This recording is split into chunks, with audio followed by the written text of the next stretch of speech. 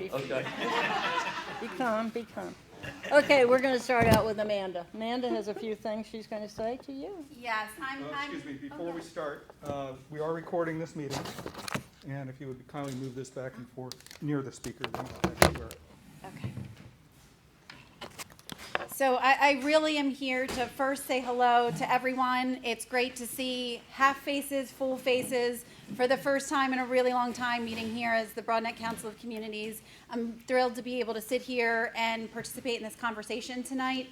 I don't want to take any more time, so I will just tease what I'm going to talk about in at the conclusion of Mr. Port's presentation Q&A, and that is that for some time the county executive, myself representing the 5th District, and our neighbors in Queen Anne's County have been in the same book, not always in the same chapter, and not nearly close to being on the same page. So I said it's time for us to stop dancing around each other. We all want to get our residents moving. We all want to get the traffic backlog off of our community roads. Let's work together. And I think we are going to do that with the information I'm going to share about a resolution that I presented at the last county council meeting and what our Queen Anne's County counterparts are going to do in a similar fashion. So stay tuned for that information at the conclusion of Mr. Port's Q&A. All right, Lori? Good evening, everyone. My name is Lori Rhodes. I'm the Deputy Chief Administrative Officer for Land Use under County Executive Pittman. He first wanted to apologize for not being here, but he wanted to ensure that I shared with you his letter that he shared with Pat Lynch and others. So I'm going to read that letter for County Executive Pittman. Leaders and members of Broad Neck Council of Communities. Due to a previous commitment, he was unable to attend this meeting with Maryland Transportation Authority Director Jim Ports. In advance of that meeting, he wanted to update you on his own thinking and the outcome of recent meetings he had on the Bay Bridge traffic. He believes we are ready to move forward in partnership with Governor Hogan and the leadership of Queen Anne's County on a plan to address traffic along the Route 50 corridor and eventual replacement of the aging Bay Bridge infrastructure. He had a very productive call on September 15th with Governor Hogan, and before that, a series of meetings and calls with Queen Anne's County leadership, a meeting with Director Ports and his team, and in advance of all of that planning, meeting with District 5 Councilman Amanda Fiedler and Broad Neck Council Chair Pat Lynch. As you know, the Broad Neck Council and he worked together on Phase 1 NEPA study comments that challenged the plan to build a third span without addressing Route 50 corridor traffic flow. The comments from the county regarding County Council Resolution 3221 that reflected them were duly noted at the state and federal level and gave the county a seat at the table. Moving forward on any plan without Anne Arundel County support is difficult. The compromise that allows our neighbors on the other side of the bridge and our partners at the state to move forward together is agreement on a replacement for the westbound span. That bridge has outlived its expected 50-year lifespan and will eventually need to be replaced. If we all go into the NEPA phase with the goal of replacing that bridge in conjunction with a plan that moves traffic along the corridor without regular delays, we can create a plan that works for our county. That span would likely require more lanes than the current 2, accommodate alternate transportation modes, and protect Sandy Point State Park and other sensitive environmental areas. In the meantime, I have consistently advocated for near-term traffic solutions, including the accelerated shift to all electric tolling and an automatic lane closure system to make the contraflow changes faster and safer. He thanked Governor Hogan for both of those initiatives on a recent call. He's also still advocating for closure of the westbound on-ramp at Oceanic Road during westbound backups to prevent drivers from using our county roads as a detour. While he will not be at this meeting, I'm here representing him, and he had indicated that he wants to share his letter to all and to thank you all for helping make Anne Arundel County the best place for all. Thank you, Lori, and thanks to Stuart for participating via you. You're always a great subject. And our next speaker, Kate? Thank you.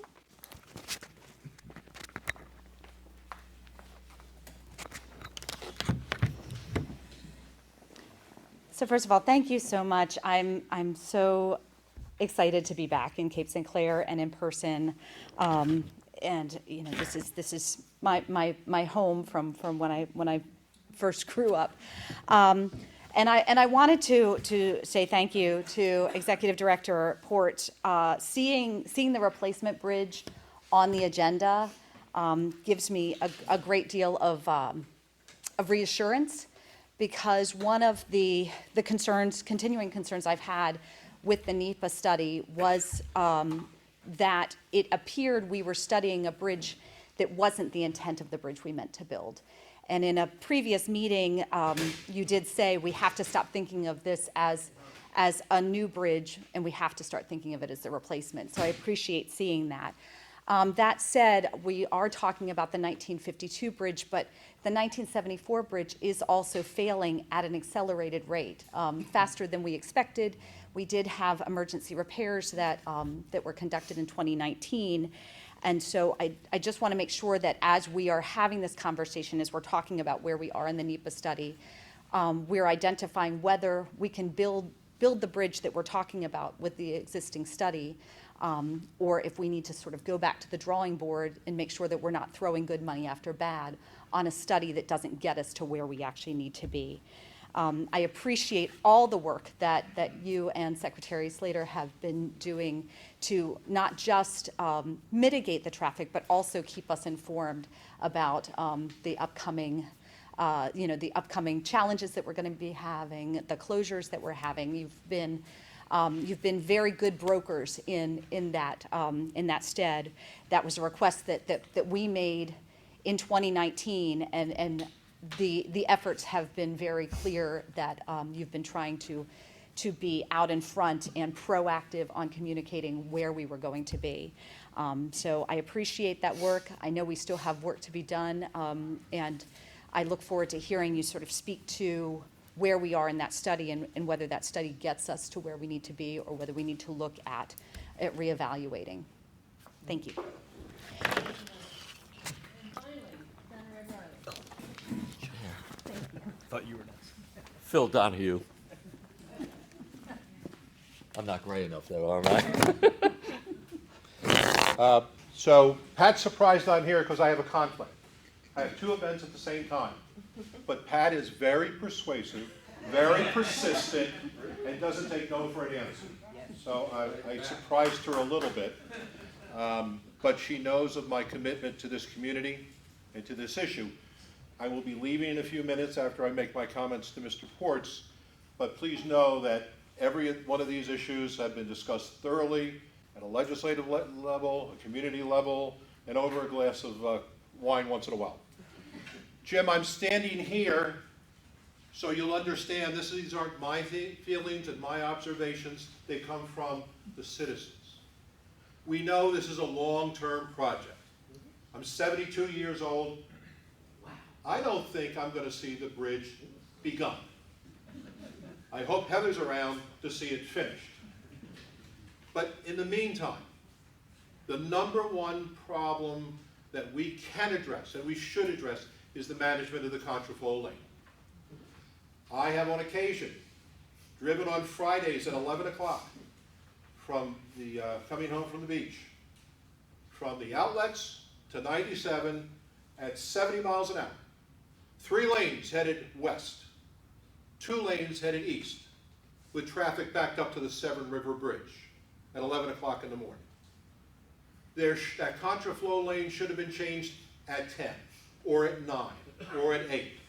One of the most important things I heard the governor share in his public comments is there must be equal pain on each side of the bridge. I have no problem if everybody has a 2.5 mile backup. That's equal pain.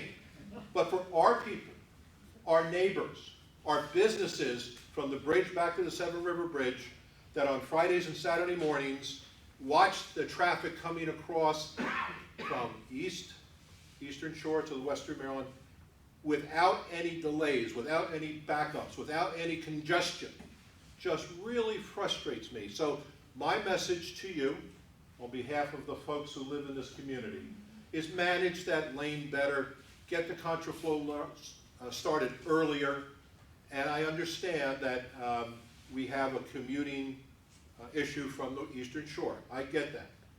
Equal payment on both sides, I think, is the fair and proper way to do it.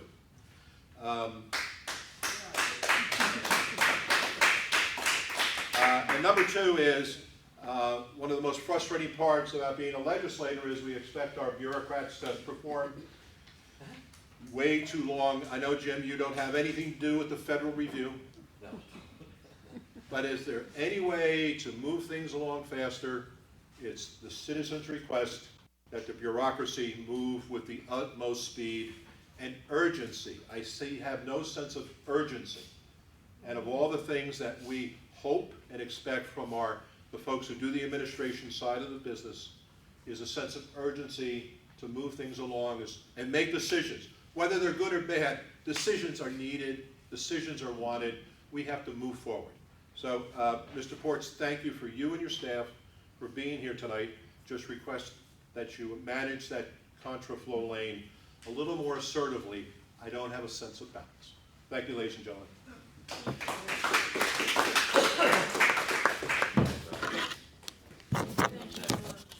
Oh, I got it. Oh, okay. Phil Donahue. Vanna White.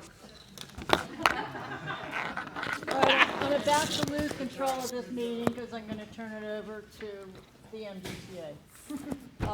And I'm just so glad that my cardiologist called before I turned it over to Jim, because if we need to, we can call her to take care of you too. Oh, I was going to say, So I with don't want you that, going anywhere on me right welcome, now Jim. tonight. And Jim will tell you about Okay. Will Pine, who is a wonderful asset to us. Well, if you don't mind, I'll just stand so everybody can see me and, you know.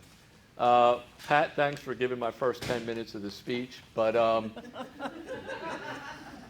as Pat mentioned, my name's Jim Ports. I'm sure you see my name in a few places, maybe on the stall of the bathroom somewhere, I don't know, in a gas station. But you know, I'm more than happy to come here and talk to you. Now, Pat asked me to give a presentation. Now, as she mentioned, I was in the House of Delegates for 12 years, and so I do know constituent service, and that's why you're seeing more communications. As a matter of fact, I see Commissioner Moran back there from Queen Anne's County, and one of the things that he had said to me when I first got the job in the very end of June of 19, is that we don't hear anything from the MDTA, and you guys don't communicate. And I said to him, and I think he'll vouch for me, or at least nod his head, I said, I guarantee one thing, I will make sure you get communications. And I will make sure that we as an organization communicate as much as possible. And I think that's what you're hearing from Delegate Bagnall tonight. And I think you've heard that from many of the other elected officials, and even Pat. And Brad Cole in the back, who I correspond with apparently all the time. But anyway, you know, I am a communicator, and I don't mind communicating. I think communication is important. I want people to understand the challenges that we have. I want people to understand some of the things that we're facing. As Pat mentioned, I've only been here for 2 years. You know, I didn't build the bridge. I have not been here for 50 years. And so I'm looking to try and solve some of these problems best we can. However, at some point, it is about volume, right? And so Pat asked me to talk a little bit about NEPA. You hear NEPA, National Environmental Policy Act. You hear EIS or DEIS. The EIS is Environmental Impact Statement. The DEIS is Draft Environmental Impact Statement. You'll hear all kinds of acronyms. And what I need you to understand is this is a process that we have to go through if you want federal funds. It's not our process, as Senator Riley just said. I'm not in charge of this process. This is a federal process. If you want federal funds, you have to play by the federal rules. and they make up all the rules, and they make the timelines. I will say, I wish Senator Riley was here. You could tell we talk a lot, right? We know each other first name basis, but you know, I wish he was still here to hear this. We tried to push the process quicker. As a matter of fact, when COVID hit, one of the challenges we had is we were supposed to go into public meetings. And we asked the federal government if we could do virtual public meetings. And at first they said yes. Okay, we could start these in, you know, November, December. Then all of a sudden we're getting ready to go into these meetings and they say, wait a minute, you can't do that. You can't have just virtual meetings. You have to have in-person meetings. And so, again, that was not our stalling process. That was the federal government telling us they didn't like the way we were getting ready to do things. And so we had to back up and wait until we could get through some of the COVID. You might remember, we couldn't have in-person meetings. The places that we used for disseminating the information are libraries. All of your libraries were closed. And so we can't impact that situation. County Executive Pittman closed all the libraries for good reason. Don't get me wrong, I'm not complaining. But then we couldn't even disseminate the information and we couldn't have public meetings. And so anyway, I wish he was here to hear that. But, you know, you hear a lot about Tier 1, Tier 2. Now, many times when you're going through the federal process, you don't have to have 2 tiers. You can do one. The Nice Bridge in Charles County, for example. The Nice Bridges are going to be anywhere except right next to the Nice Bridge. You've seen some of the other bridges from here to Ocean City that have been replaced. The bridge is not going anywhere except right next to the old bridge, and then you demolish the other bridge, right? And that's what we're doing with Nice Bridge. It's not 2 bridges. You would never hear that out of us. It's going to be one bridge, but we build the bridge while the other one's functioning, and then when we open this one, we close this one. And, you know, I'll have to tell you, Delia, we never said it was a 3rd span. We never said that. That came from other people and the press, but we had never said that, and I explained that to Pat, that we always anticipate this will be in some kind of replacement bridge. Now, me saying that, sometimes in my position as executive director, I cannot say certain things because I can't taint the process of these Tier 1 and Tier 2 evaluations.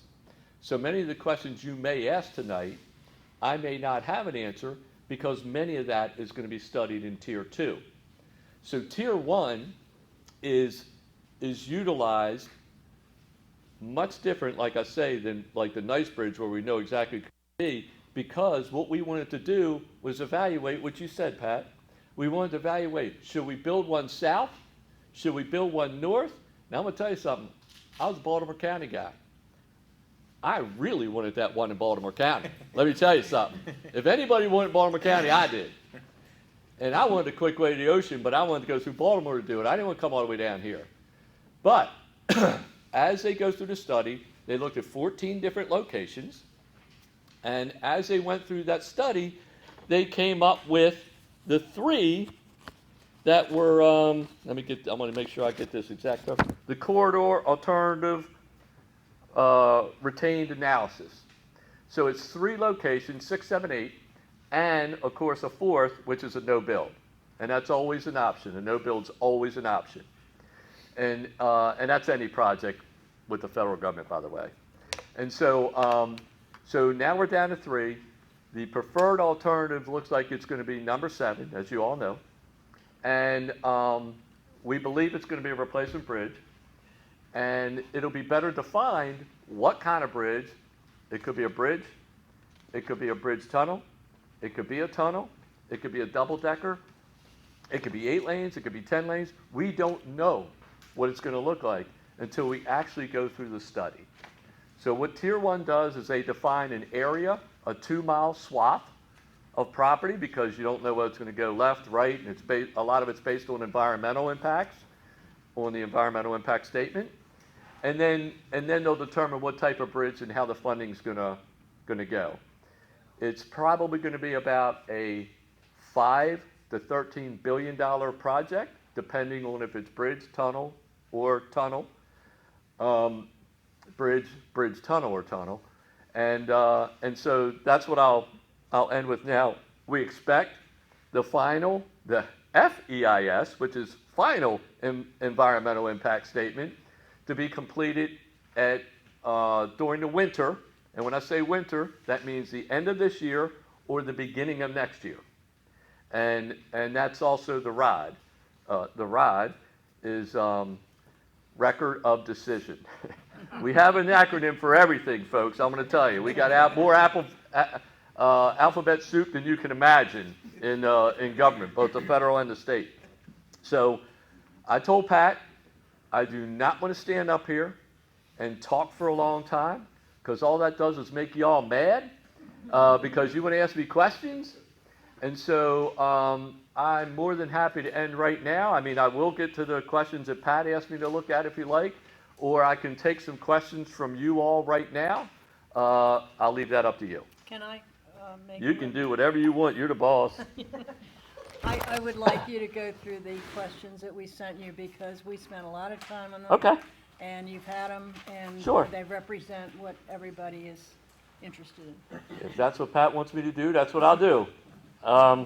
So her first question, how many traffic lanes on the Chesapeake Bay Bridge are needed now in 2022 based on the established 2020-2021 recorded traffic volumes?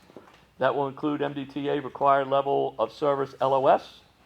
What is the required LOS and Mdta uses for current traffic volumes? And then I'm gonna hit three of these in a row right now, because it's going to be a very similar answer. How many traffic lanes on the Bay Bridge will be required for 2040? Also 2065 projected. For both bridges to adequately support increased traffic volumes forecast by the Mdta based on the current data. This would apply to either replacement or new Chesapeake Bay Bridge.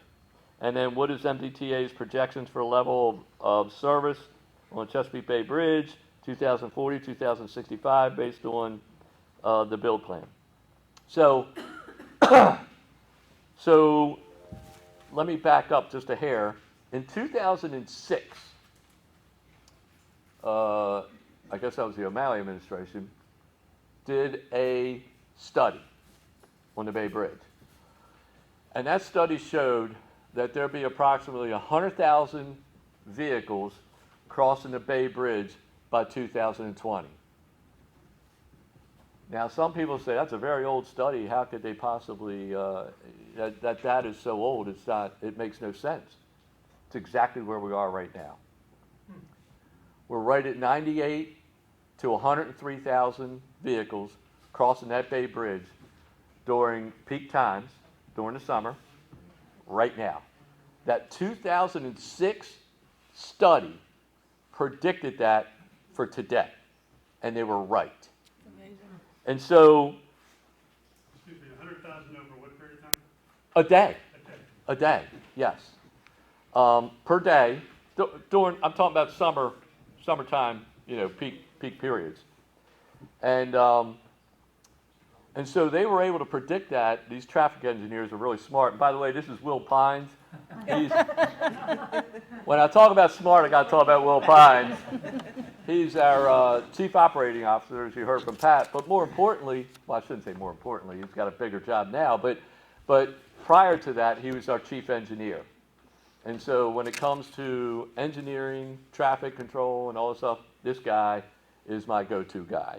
And so he knows that when we look at these traffic studies, they're able to look at the data from the counties. And by the way, we get all of our economic data from the counties. Okay? It's not our data. So when people say that our data is incorrect, well, we get it from the counties. They're the ones that do economic development. They're the ones that do zoning. And so that's what we utilize. But But we do predict, what was the number, Will, for 2040? So in 2040, we were estimating we'll be at 110 110. 110,000 per day in the summer. in the summer, right, in the summertime. 110,000 per day. Now, I know Ed Rowley says we need to do a better job at, contraflow and stuff like that, but let me explain it this way. Every Sunday, and I don't even want my Queen Anne's County people to listen to this right now. Every Sunday during peak time, we have how many mile backups? 10. My Queen Anne's County people answered. So it was 10 the other day, I can tell you that, and that wasn't during a peak time of the summer. We had one time 17 miles backup, okay?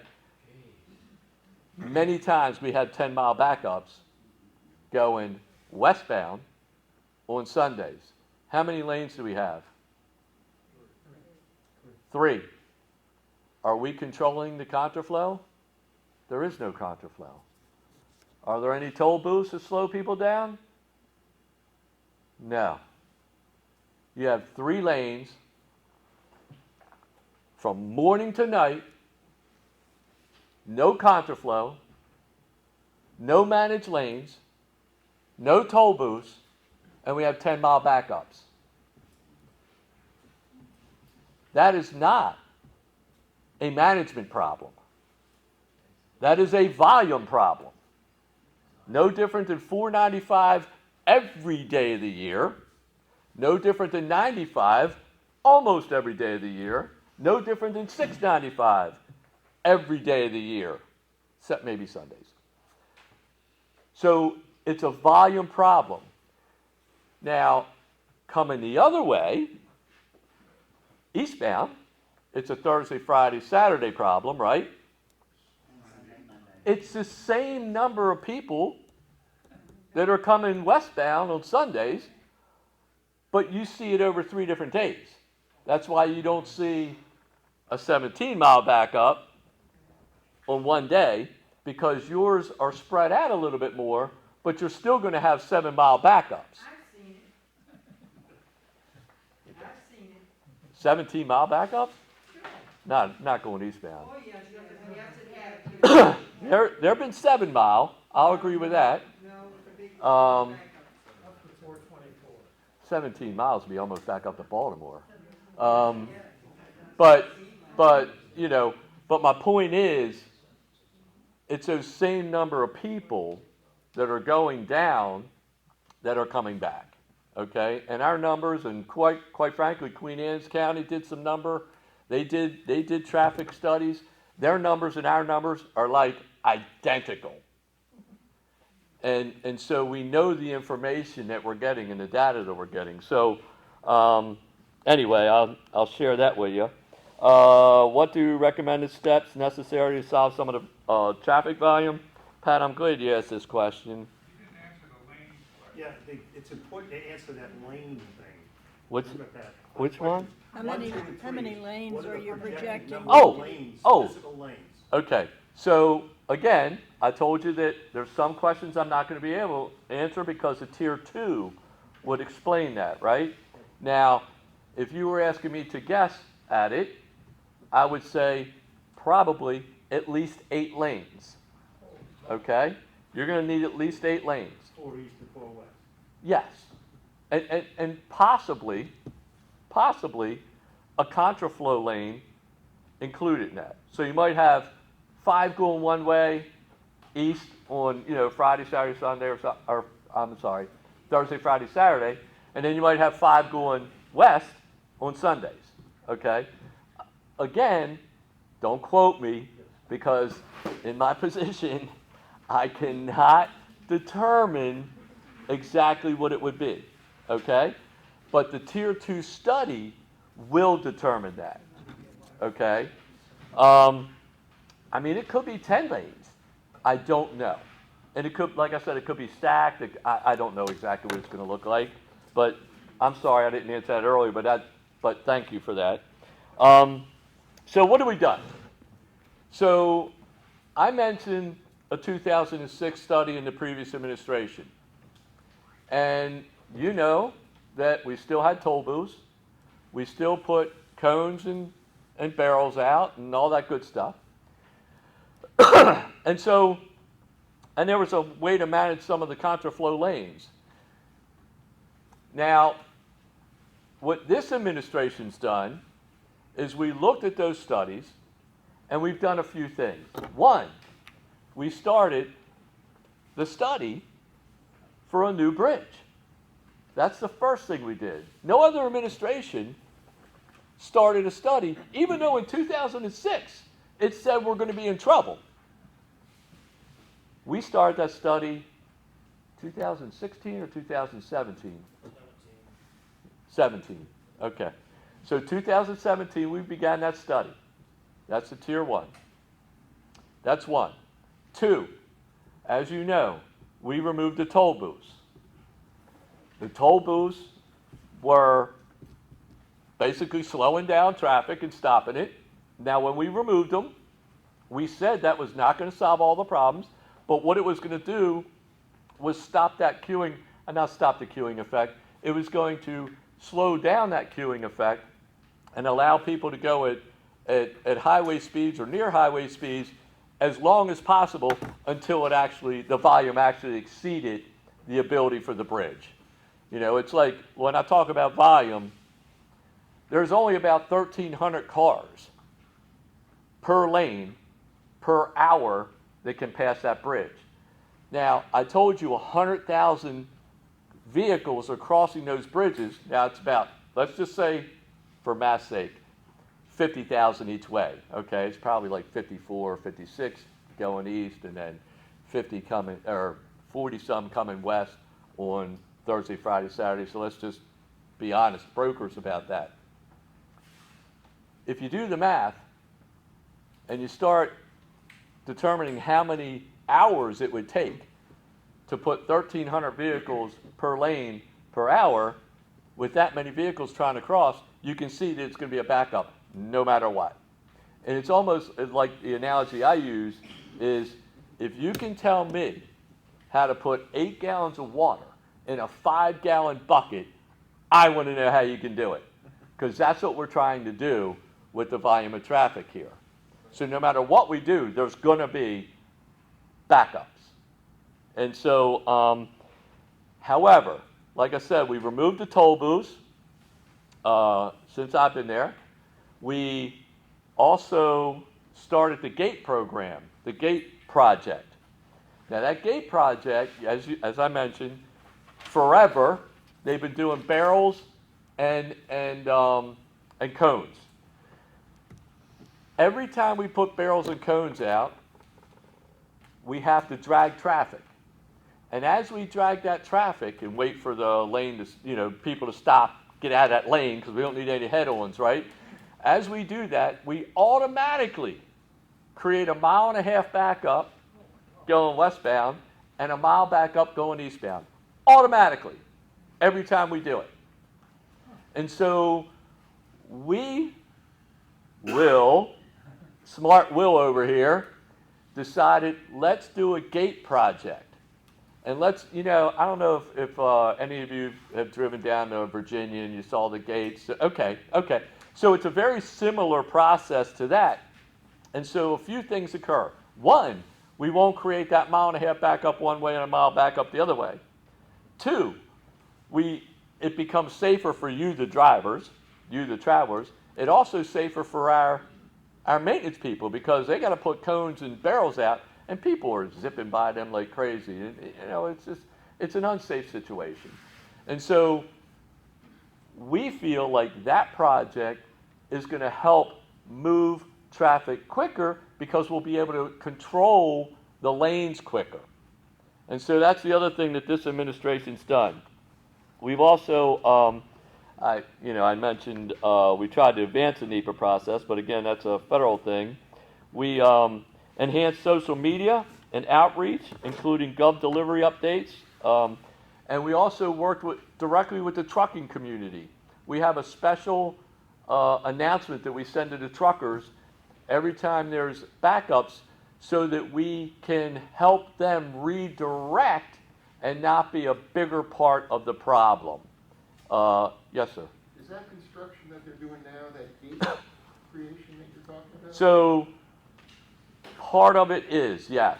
But we're not blocking off any lanes because all the work is in the shoulders. But that's what you're doing. That's correct. That's correct. We're doing it on both bridges, eastbound and westbound. The westbound project was the original project, and it was the only one on the books. We determined that it would benefit us to also do it on the eastbound, so we went to the Bragg members, went to Queen Anne's County and Arundel County, and said, hey, can we get your support on an emergency procurement, because we have to go through the procurement process, takes 18 months. So we asked for emergency procurement, went to the BPW, Board of Public Works, got the emergency through, and so we're going to have both of them completed next year. So the one, I believe, is going to be completed in the summer of next year, and the other one, the emergency one, is going to be completed in the fall of next year. If I could add too, Jim. Sure. When we're asked, what project is this? We actually have 9 construction projects on the Bay Bridge ongoing right now. If you look back at our life cycle cost analysis that was done in 2015, in order to keep the existing bridges safe, we need to spend $3.25 billion out to 2065 in construction projects. So when you ask, is that the work that's ongoing? In reality, in order to keep these bridges safe, there's going to be work ongoing forever. We have 2 bridges, as Pat mentioned earlier, that were designed for a 50-year lifespan. One is nearly 50 and one is nearly 70 years. So, to the point about why are you working on them so much? When are you going to finish? We're not going to finish. As soon as we finish one major project, we move to the next one, because that's how we keep them open to traffic and safe to the public. Yep. We also continue to educate people to stay on 50 and try to get them to not be so distracted. That's a little more challenging. Question. Yes, ma'am. Are we going to talk about level of service, or is it too early to talk about that? That again, that's really going to be a tier 2 Okay. type question. There's some basic level of service information Yeah. that's provided in the Tier 1 study. Mm-hmm. To try to rehash that for the many scenarios here tonight is kind of daunting. You do have a couple hands. I just need to know how they affect us and all the access roads. I can't understand it. We can't get home and we can't get emergency stuff in there to help us and everything. How should that? She asked Jim how this is going to impact the local roads that run parallel to the Oh, how's this going to impact the local roads? I'm sorry, with the mask, my ears. It's already doing it, but we want to know how you guys going to help us to get around where we need to go. Yeah. I mean, we can't leave home from Thursday to Monday, that's not good. Yeah, I think the That's question not good is for how the do you economy. keep Route 50 traffic on Route 50 and out of the neighborhood? How do you do that? There you go. By adding capacity with a new bridge. That's how you do it. I understand, but let me ask the question. How many of you have GPS, use Google, or Waze? Okay? So almost everybody in here. And we use Google or Waze so that if we need a detour, we can go through somebody else's neighborhood. But we don't want anybody going through our neighborhood. So the problem is, as I mentioned, there's too much volume for this bridge to handle it.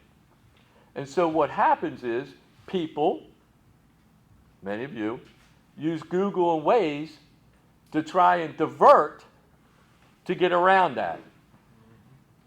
We tried to work with Google and Waze and tried to get them to stop sending people to the local roads. They don't want to hear it. And actually, by the way, Waze is owned by Google now, so it's all Google. So we also did a study to see if we could tell Google and Waze, you're wrong, it's quicker to stay on 50. However, the data showed that that was not true. And so Google and Waze are not going to work with us. We don't control that. And I certainly don't control what each and every one of you or each and every one of the people out there choose to use as their app.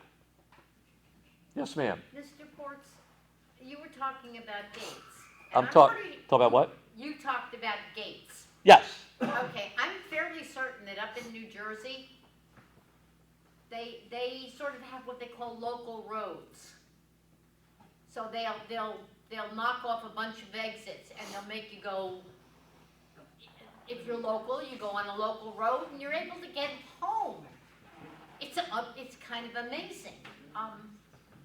So So if we're doing gates for the bridge, why can't we do gates for some of the exits? Like for instance, exit 31, heading eastbound. There is no entry ramp to get onto 50, but by golly, people come down the service road and then they block the road so that they can get back on 50. This is and the other individual was absolutely correct. If we ever had an emergency and we're all older, how is an ambulance going to get to us? yeah. How will the fire department get there? And on top of that, all that traffic sitting on the road is spewing out fumes. So you're impacting our very life. Not you personally. I was going to say, yeah. Not you We don't personally. drive on Yeah. the local road. Yeah. Well, except to get to McDonald's. But do you see what I mean? It's a terrible situation. No, I agree. You know, I come from Long Island, and we called it the Long Island Distressway. Well, this is the blessed 50 fiasco. Okay. It really is. So, Pat, do you want to answer that, or do you want me to answer that? Well, I'm from Long Island too. So Oh, no. None of this stuff. No, the folks back against the wall are friends. I believe you're from Skidmore, up near the bridge. So we have a critical issue, Jim, as you know. He knows all this because we beat him up over it. There's no solution, and they can't get home. And these folks live in Whitehall, and they live off the same service road, which is Whitehall up to Skidmore. So they live within about a mile. Go Yeah, ahead. but I was wondering if you want to answer the question on why we can't close local roads. No, I mean, well, So, And live off the access road. I don't know who it is, Maryland Department, they cone across the road. I talked to someone about this earlier in a meeting. 2 weeks ago, I come home, the cones across the road. I'm sorry, could you repeat which roadway you're referring can I, talking about folks, let me just ask you, Oceanic. whoa, wait, just, if you're gonna talk, take off your mask, that'll help us all. yeah. I don't want to because. So let me answer your question first. So, and Pat knows this, and so do the other elected officials, because we shared all this information with them several times. And I have a copy of any of it. If Yeah, I have a you copy read here. Copy of it from the, Yeah. that he's gonna talk about. So, the Attorney General, they're our lawyers, right? They don't report to me, right? They work for the Attorney General. It's a separate elected office. So I just want to say it's like a third party, right? But they are the ones that do represent the state. So this question's been asked several times from elected leaders, and the Attorney General, or the Assistant Attorney General in this case, has given us a letter stating the fact that we cannot close roads because when there is federal funding and everybody pays taxes. And when there's federal funding associated with state roads, and there's federal funding in every state road, you cannot close them off. Now, I know that's not the answer you want to hear, but that's the legal answer, because in this country, people get to travel freely when they pay taxes to travel on these roads. We pay taxes as well to get home. I understand. I understand. But since It's a federal law, it can be changed just as anything else can be changed. well, good luck. We live on a peninsula. Well, how do you explain the sign that says you cannot use it, local access? Let me take Those it. were all removed. Go ahead. Yeah, let me, It was a very efficient, Hey. that's where they're efficient. They efficiently removed those because they were not there We're not enforceable. legally. So Let- those signs are gone. no, excuse me, I just, come on, Who is whoa. accessing the road or not? I want to finish. In 2016, the Broadneck Council had an all-hands meeting of which we Let her had explain. every elected official, we had the state police, the county police. The room was full. And the decision was made, and I bless the Anne Arundel County Police because they came up to me after the meeting.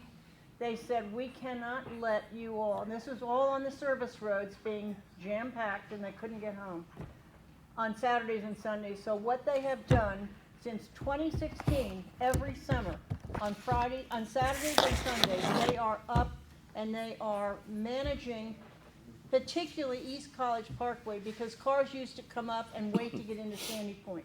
They would block East College from Sandy Point down to the turn towards Cape St. Clair Road. What happened is we worked with the county and the police to put local access only signs up there, and you will see them along the road.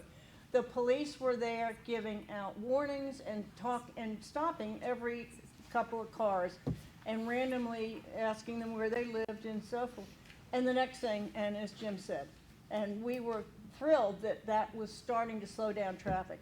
And we got a letter from the feds that said, if you do not open the roads, in other words, we had no power in Anne Arundel County to close the roads that receive federal funding. They said, if you continue to try to enforce local access only, you will not receive any more federal funds, because everyone pays taxes, including highway taxes, and everyone has a right to those roads. So that's what Jim is pointing out, and we still have the signs up there, hoping it will influence people, but we cannot enforce it. Let me just make a quick comment on that. Sure. You have the authority to divert traffic by closing lanes. You have the authority to divert traffic by closing entrances and exits to the roads you control. You could turn Route 50 into the Bay Bridge Expressway beginning at Route 2 at certain times of day and certain days of the week by simply gating it off. You could do that. I think you could. Because You think I can, but I'm telling you I can't. Because you already... You can think I can all you want. What I'm telling you, though, is No. you already have a gate project where you're going to close lanes. And so you're going to move people into lanes. That's not for this purpose. That's not for a volume purpose. It's for the purpose of switching people safely into a lane so they can do contraflow. That's a whole different way of doing business. No, it's so you can move traffic. That's why you're doing contraflow. If you want to move traffic, you may very well have the same authority. I'm just suggesting that if you research the issue, you may find that you have more authority than you think. I got a letter from the Attorney General that says I don't have the authority. Well, I'd suggest that he research it again. Well, I'll let you suggest that. Yes, sir. If I could go back to the issue of closing roads, there's a dichotomy because at times when there's these road races, for example, if I'm going to be on 50 and I get off at 450 to say to go over the Naval Academy Bridge, I'm stopped. I can't use the Naval Academy Bridge. So, there's a contradiction from what the feds are saying and what's being practiced. So, what bothers me when I see the money that goes into these events, to see these reserve police officers that are doing their job, of those reserves, tap into those reserves, they could control road races and control traffic, why can't we use them? I'm asking to maybe think out of the box a little bit creatively here, and be consistent with the policies. Yes, ma'am. I just wanted to go back to something you had said earlier. You kept talking about tier 1 and tier 2. And Sure. you didn't give a response on the number of lanes and the type of structure because tier 1 wasn't complete. So what is the Well, no. timeline for tier 1? And then once that's complete, what's your predicted timeline for tier 2? Okay, so what I said, to be clear, was that Tier 1 will be completed, we believe, the end of this year, which is, I said winter. Okay. Winter, the end of this year. That's what you were referring Winter, to. And then right. tier 2 will be completed at the end of next year. Then, I just had to preface it this way because I had to talk about how the feds talk about the law, okay?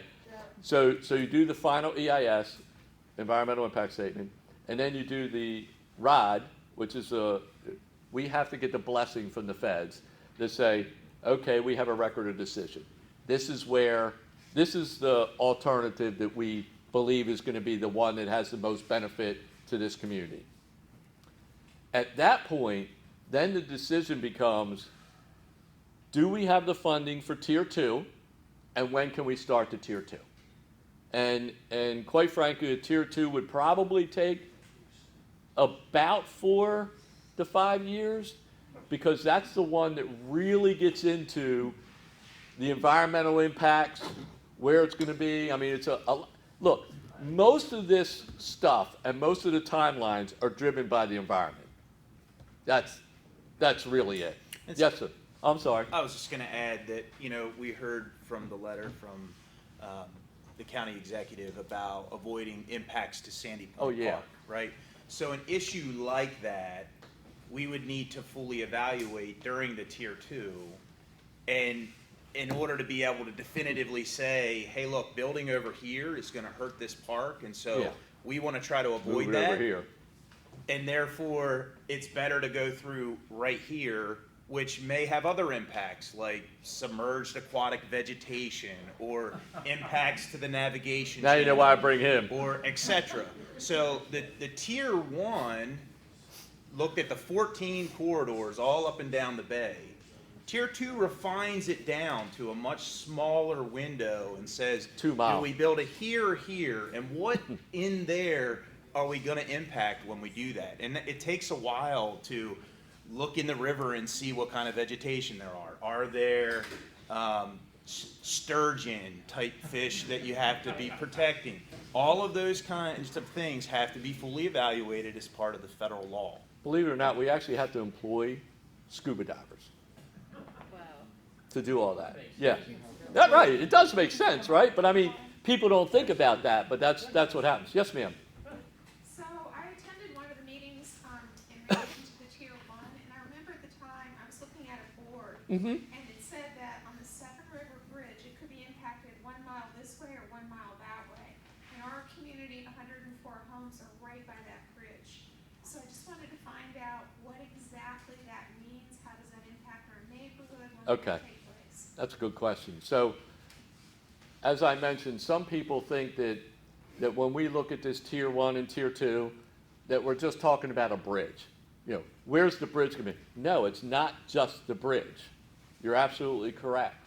It's 21.2 miles of area that we're looking at. So when you look at the area that we're going to study, it actually begins at Rowell Boulevard and goes all the way to 50-301 Split. So that's the easiest way to think about it, right? Y'all know where Rowell Boulevard is, obviously, and you know where the 50-301 Split is. So if you think about, that's the entire area that the corridor that we're looking at and studying to make sure that we can get people through this corridor. Because quite frankly, if we built an 8-lane bridge or a 10-lane bridge, and that's all we built, and we didn't build lanes back to Rowell Boulevard, and we didn't build lanes to 301 50, you'd still be in the same position, right? We need to get the traffic through there. And the important part you need to understand is the only way to get the traffic to stay on 50 and out of your neighborhoods is to add lanes so people can flow freely and they want to stay on 50, right? That's the key here. And to that point, Jim, when you would do a traffic analysis during Tier 1, we would consider that a screening analysis, because you're looking at 14 corridors up and down the bay, right? There's a lot of, we could do traffic analysis for years and years on that if we wanted to. But when you get into the Tier 2 and you actually have a specific alignment and you see how it ties in with the local roads, we're going to build the analysis would make sure that it's functional for both the main line and the local roads, the side roads that are adjacent. The study will do traffic analysis that extends out into how the local roads connect into main line so that the whole system is functional. Which I mean, we're not why, doing now. for example, why do people get off 50? Because 50's jammed up. If it's not jammed up, like this time of year, are you having people go through your neighborhoods right now? No. Well, on weekends, but most of them are staying on 50, right? I mean, that's the way to get people to stay on 50 is to add the lanes so they'll want to stay at highway speeds, possibly, and stay on 50. That's the key. There's a young lady over there. Oh, young lady over here. I appreciate Pat and everybody and Councilwoman for putting this together. We've learned a lot. But if we're at the very minimum of 4 or 5 years till Tier 1, 2, I think all of us along the corridor of the ways to wiggle around 50, 97, or 2, which are all backed up to Route 100 on 2, which are backed up to 424.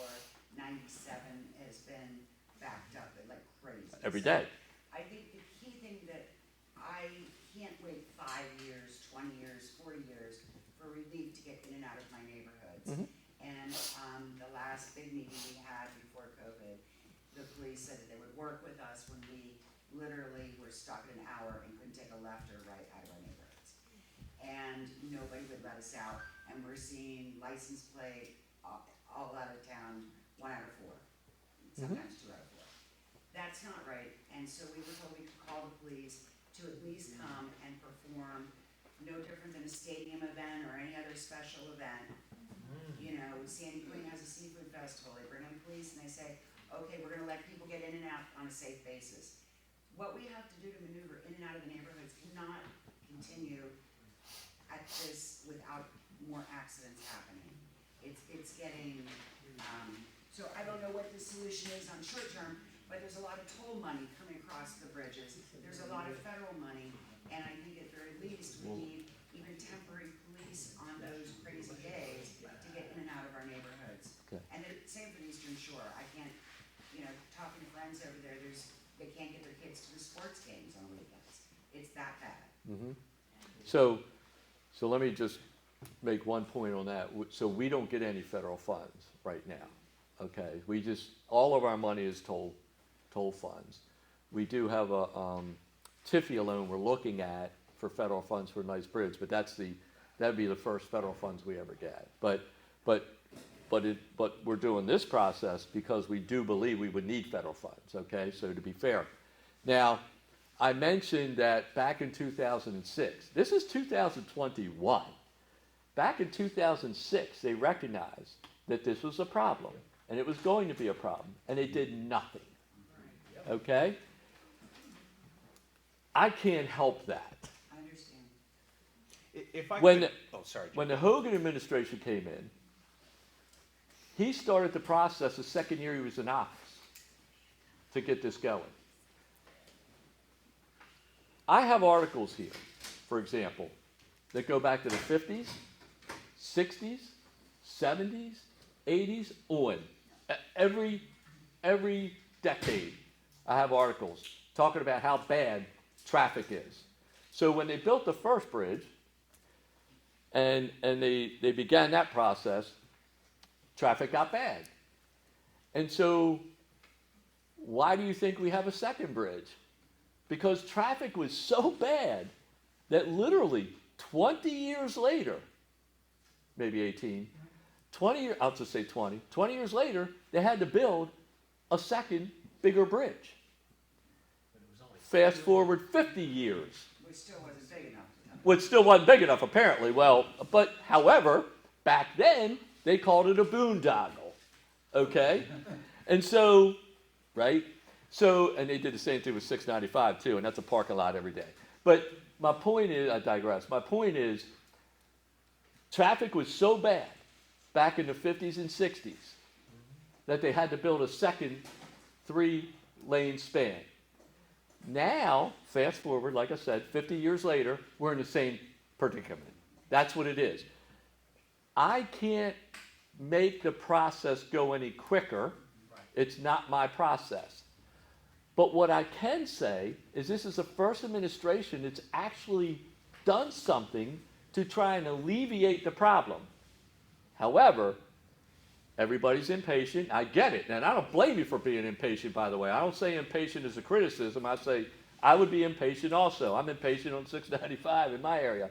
But my point is we're doing everything we can to try and solve the problem, but some of this stuff, time-wise, is out of our control.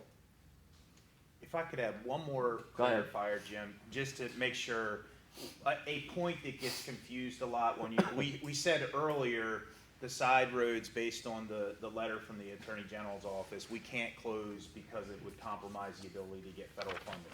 That federal funding includes funding that would go to Maryland State Highway SHA, Administration. yeah. They own and operate the local roads. The Mdta owns and operates US 50 from Oceanic Drive to Route 8. We do not own west of that. We do not own east of that. That's also, east and west of that is owned by Mdta SHA. And I'm not blaming them. We are sister agencies. Oh, We yeah. all work for the Department Yeah. of Transportation. We work together. But those are the break points where the toll money, when I talk about the $3.25 billion that's needed to maintain the Bay Bridge, that's from Oceanic Drive to Route 8. It's not all of the rest of 50, and it's not anything on the local roads. Okay, excuse me, question. What tier are we gonna know when the county, state, or federal starts talking about eminent domain and taking property? Tier 2 is gonna be 4 or 5 years. When are we as a community gonna know what communities are gonna be targeted potentially for eminent domain if necessary to build these bridges? What tier is that gonna be? That would all be in tier 2. And no one's going to be targeted. Yeah. We will always try to avoid and minimize impacts. That's quite true. However, we know in real life that can happen as well as we deal with bridges. Well, I mean, you're correct in that any road that's built may include eminent domain. I mean, the current bridge you have and the current 50 probably had eminent domain, but you wouldn't even be here if it wasn't for the eminent domain that was utilized to build that bridge. You see? Right.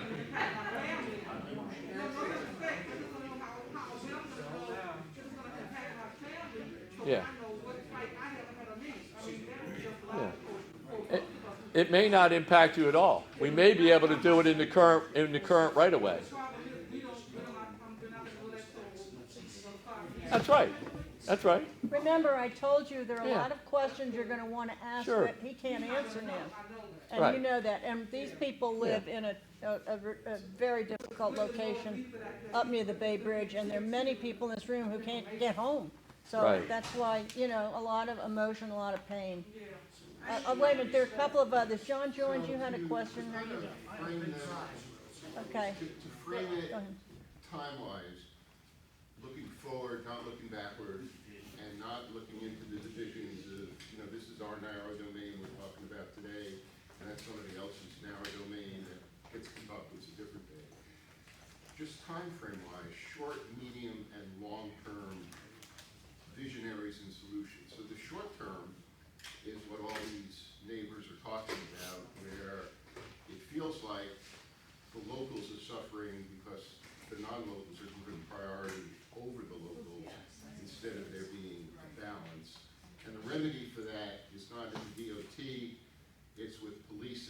it's done for special events, and people that aren't here, that were here 4 years ago, tried to address it.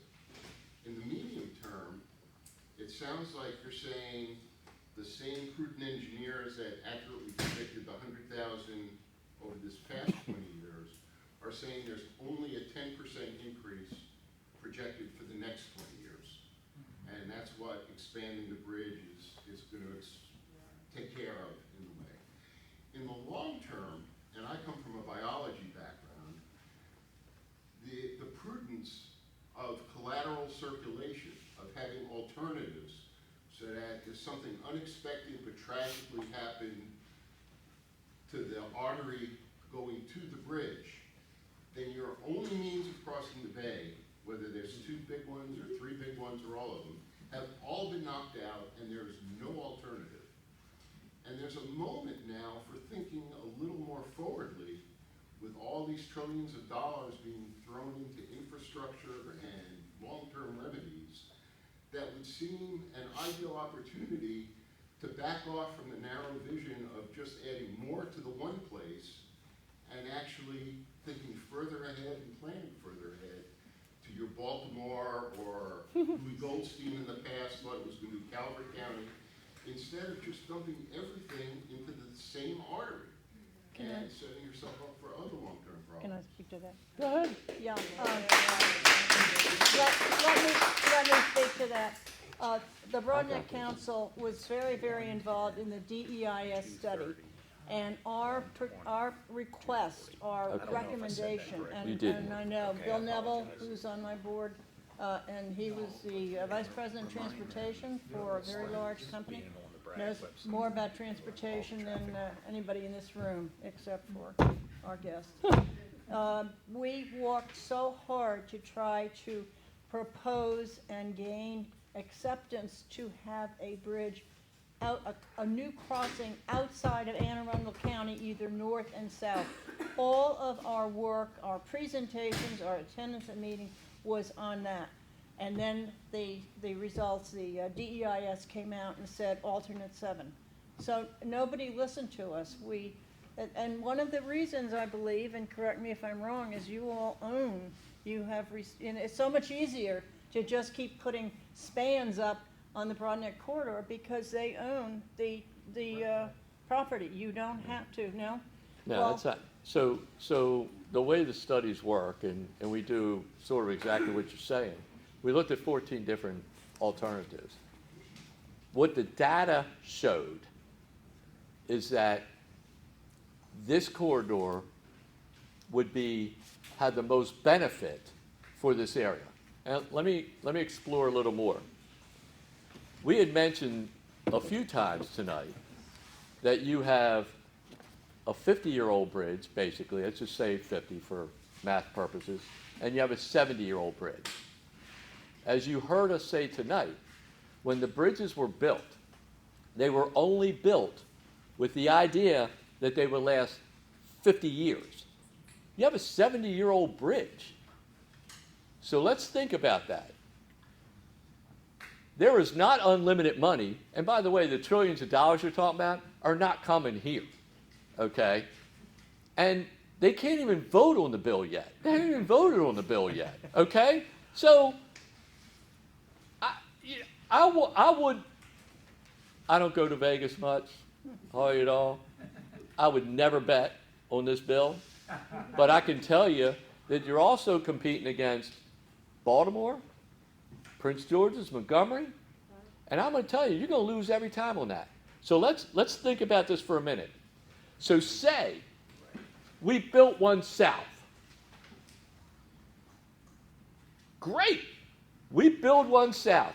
Now that's all the money we have because I told you we don't make enough money in tolls to pay for a new bridge. That's why we need federal funding. Okay? We can't do it alone. There's not enough money. So let's say we built one down south. Your bridge is 70 years old. You just heard it's going to take $3.25 billion just to maintain it for the next 20 years.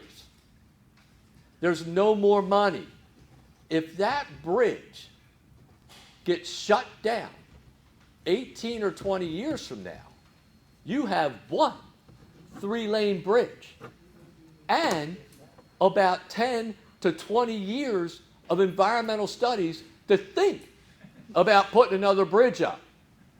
How would you like to have a 3-lane bridge only, 2 lanes going one way, 1 lane going the other, while the people in the south have a great way to get across Ocean City, but everybody up north, guess where they're coming? They're coming to your only 3-lane bridge.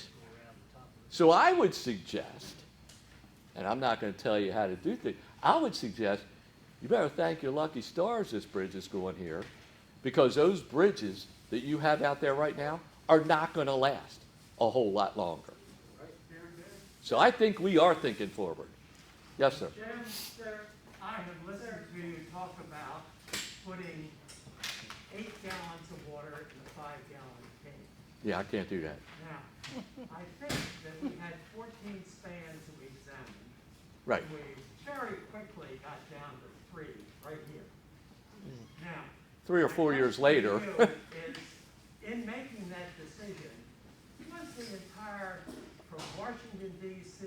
up well beyond that split where we're looking, we're limited to 3 lanes going each way. Once we get beyond the 401, 50 split, there's more lanes available. Now, the cost of going through Annapolis and gutting out another lane is enormous. Is that been considered in this decision? Yes, we need a bridge here, but we don't need one like New York City, 12 lanes. Yeah, I don't know What was the study? Did the study include the cost of access to and from this bridge? Yeah. You've been talking about the water and the gallons that represent the bridge. No, what I've been talking about is a corridor. Either side is a corridor that's No, what I've been talking about. 30 miles to DC and 20 miles the other way. No, what I said, and I've said it about 3 times tonight, is that we're looking at a 21.2 mile corridor. That's what this study's about. The original study that made the decision from 14 down to 3, was that about the 21.3? I don't think so. Financial feasibility Yeah. was included within the Tier 1 NEPA study. And if obviously we don't want to get into the different potential costs for each quarter, and cost is not the only consideration, but financial feasibility was within the study. And that would have to be higher to accommodate another lane. Nah. No. Go ahead, sir. I just have a quick one. What is the actual income to your department from the tolls on the current bridges? In other words, About- that's the money that's I think it's about 765 million a year, I think. Don't quote me on that. That's facility-wide. That's That's- everything. that's all the facilities. tolls, That's everything. All facilities. Yeah, just to, if you want to get an idea, yeah, Well, it's, yeah, well, and quite frankly, we have a $3 billion cap from the legislature on our debt. okay, so you can do bonds. We can do bonds, but we have a $3 billion cap. I understand, but Okay. you can get that changed if you need to. Uh, I hope. Yes, but I can't change it. It's not you personally, Yeah, that's yeah. The legislature has to change it. I wanted, Jim, if I could go back real quick to the last gentleman for just one correction. I think I misunderstood Jim's earlier question about the traffic volumes. And I want to give a little bit of plug to our Bay Bridge Reconstruction Advisory Group. That has live stream videos, your that question. has, this gentleman's question Yeah. earlier, that has live stream videos where we have given many, many presentations on traffic scenarios, contraflow, et cetera. You can watch them at nauseum. But I may have heard 2030, he may have said 2040, I apologize if I misheard. The traffic projections from our 2015 life cycle cost analysis is 110 by 2030, 120 by 2040. Yeah. So you said There's a something- lot of numbers, so I might not have every single number in my head correctly, but anyway, that's.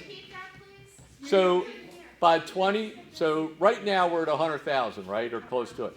And then by 2030, we predict 110,000 per day, and by 2040, 120,000. Excuse me, we're just ordinary people. If any of you can take over the program, I need to know what happened when people sit out there on that highway and people that's come and cut in that line up there and people been waiting out there almost half an hour, some miles and miles to get to the bridge. And there are people use those access roads to cut up there and get in front of those people. That's my question to you. And you know, that's ordinary question, I hope. Well, I think I answered that prior when I said that people use Google and Waze. No, that's not what I'm saying. I'm saying by the people who sit in those 12 and 13 mile lines, and the people use the access road to cut in front of them to get on the bridge. That's what I was talking about. Which we already said, the feds, we can't stop it. We put signs up and they made it up. Yeah. I suggest it might be worth spending a few $1 million on putting lights at those neighborhood intersections on those roads. And you get a lot less hassle out of people. So, first of all, that would be an SHA question, right? Okay. I'm not trying to get out of it. I'm not trying to get out of it, but very limited for. But I have to be honest with you. It's not an MDTA problem. It's an SHA problem. However, the way that it works for lights is that you have to meet warrants. I believe there's 11 warrants.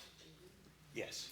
There's 11 warrants according to the MUTCD code book. Did I get that right? MUTCD. MUTCD code book. And see, I'm learning. And you have to meet warrants to get a light. And the reason why that's so important is because of liability. Because once there's a crash at any of those intersections, the very first thing the lawyers do is come to us and or SHA and say, what are your warrants? Show them to me. And if you cannot prove that the warrants were there, then we own the liability. So are you saying that there is not enough reason to have the appropriate Well, warrants for those? I don't know. I understand. Yeah. Okay, I don't know, but what I'm saying, what I'm trying to share with you is that you just can't put a light up. You have to meet specific, and these are federal and state standards. They're federal standards that we have to abide by in the state, and so we have to be able to prove, based on the amount of crashes in the area, based on all kinds of these 11 warrants, that a light's warranted. And I hate to use that word again, but that's. So what about the alternative? Right now, we're using county police down at Sandy Point State Park. Find some money in your budget, since it's your problem, in a way. Pass a little of that to the county and have them not our police problem. out on the weekends. Yeah. So we can't utilize any of our funds except on our facilities, period. That's our trust agreement, okay? Now, I will say this about Sandy Point. Pat, you may have heard me say this before. I met with the Secretary of DNR, Jeannie Hathaway, and her folks. And we have come to an agreement now that they will notify us about a half hour to 40 minutes prior to when they fill up, and then we are going to put it on our message boards to divert the traffic earlier and away from that park. So I will say that we did do that, by the way. That's good. We just got that agreement about 2 weeks ago. Good, thank Now, you. I know it's a little season, I get it, but you only think of these things at certain times, and we did it. Yes, ma'am. First, thank you. Thank you very much for coming this evening, for Pat for setting this up. We appreciate it. We appreciate the open communication. Thank you. Okay. We just finished our general development plan, Plan 2040. And unfortunately, we didn't have a lot to plan on because we didn't know what was going to happen with these studies. And so we want to have that open line of communication, whether Sure. there needs to be a moratorium on building on either side of Route 50 with the expectation that it is going to expand expand, whether we need to look at that funding and moratorium for expansion of the Seven River Bridge, which we think is going to happen. So we ask that that line of communication continue with the county so that we can plan ahead and know what to expect. Sure. And that we can also know what to expect between now and when all the studies are finished, because what happens in the next 10 years is going to affect Absolutely. what is happening with you. So You're we hope that that line absolutely of correct. communication will continue. Well, we will continue it, and actually, we have to work through the MPO, the Metropolitan Planning Organization. We have to do that, and in these studies, we have to get our economic development from the MPOs, which comes from the counties. And so, as you know, we don't control zoning. The state does not control zoning, thank goodness. And all the counties and the local governments control the zoning, and they control the economic development. So all of our figures come from you, but we cannot control what you do, okay? And so for example, and my folks from Queen Anne's County have heard me say this 100 times, you know, when they built the bridge, the last bridge, everything was fine. But what happened was the counties built up, developed. I mean, there's condos that were not here when I was a kid. There are all kind of buildings. As a matter of fact, I heard there's going to be a hotel and a convention center with a convention center built soon, right along 50. I get blamed for having too much traffic because of all the building that's going on in the two different counties. And they say, you need to solve this. Well, wait a minute. We put the bridge there. It was working fine until you guys overdeveloped. Okay?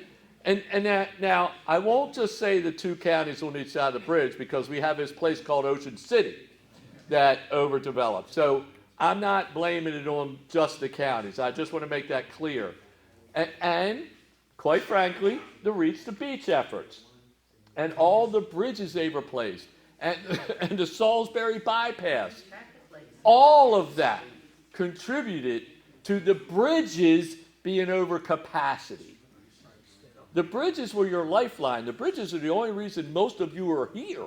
Or actually, I'm sorry, on the other side of the bridge. I think also, though, the new traffic going to the Bay Bridge is the future development on the Eastern Shore. No question. Anne Arundel County is practically built out. We agree. Now all the developers and all the development is moving over to the Eastern Shore. We agree. And so we're just facilitating them getting over there. Correct. One thing, at one of our brag presentations, we talked about the traffic growth over time and what we're seeing and what's projected. And this year, in our life cycle cost analysis study that was done in 2015, we had predicted that at 2020, we would start to see concurrent delays, both westbound and eastbound, regularly.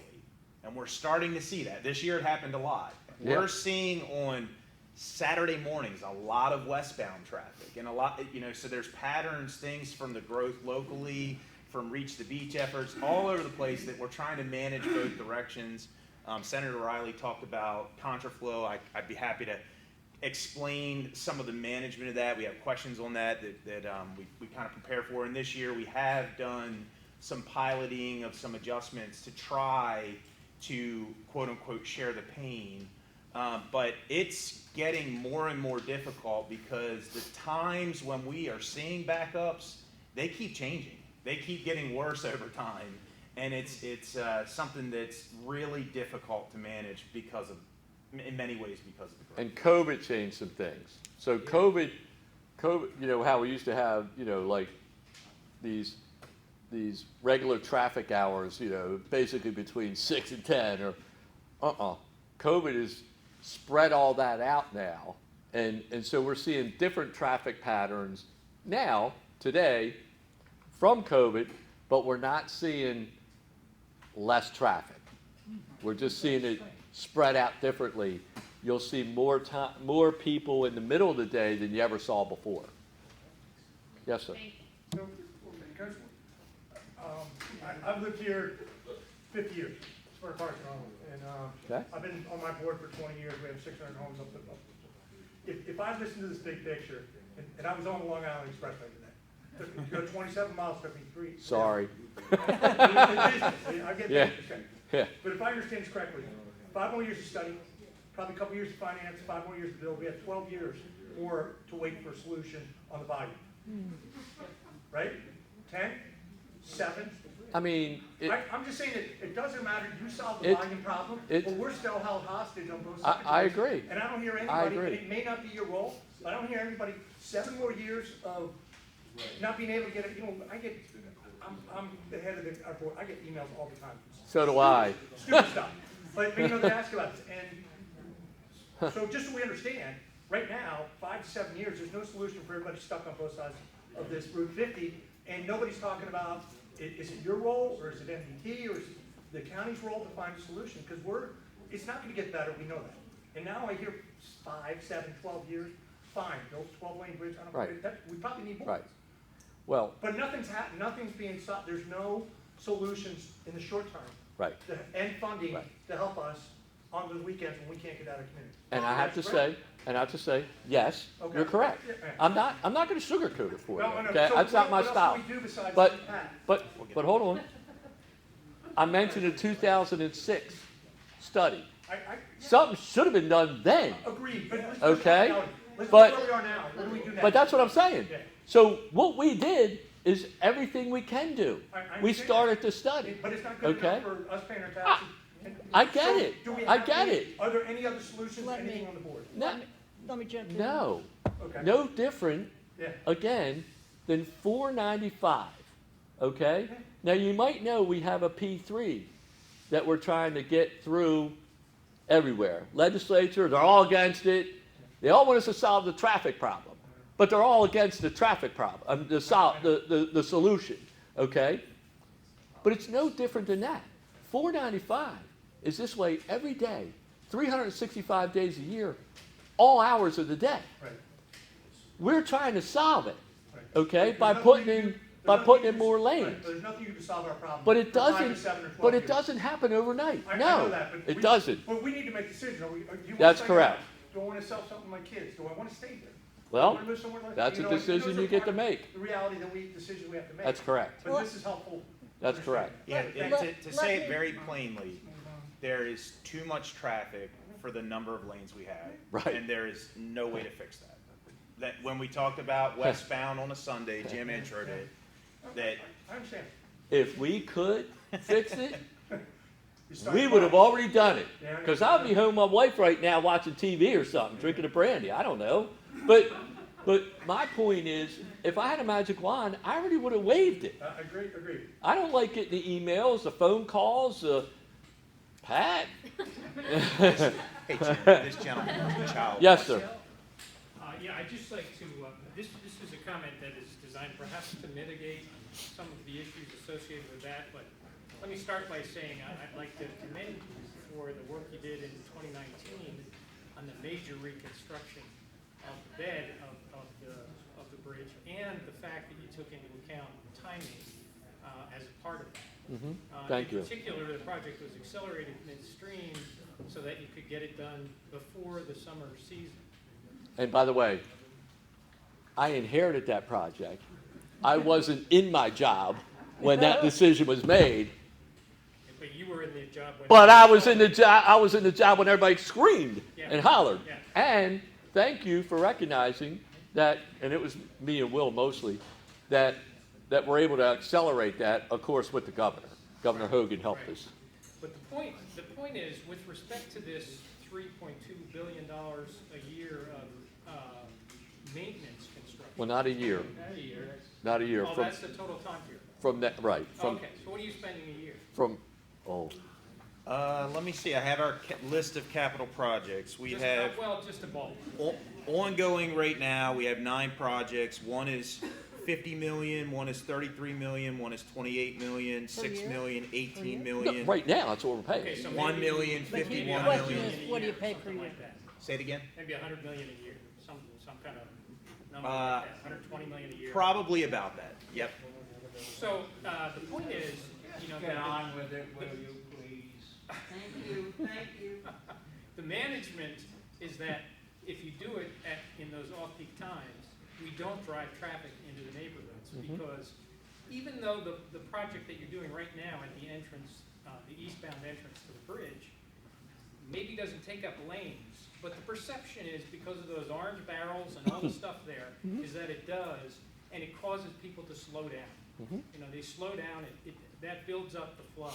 So to the extent you can just do those projects as much as possible in winter, overnight, you know, at times when the traffic flows are lower, that's gonna be a way to help the people in the neighborhoods as well.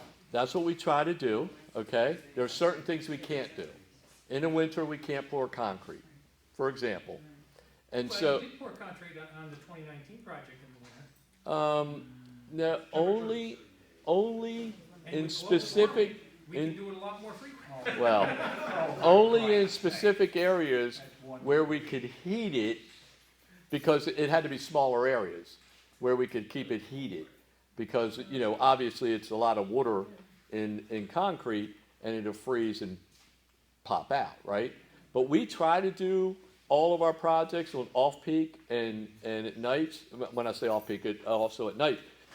But what's happening is your seasons, you know, it used to be, you know, May, starting Memorial Day, to Labor Day.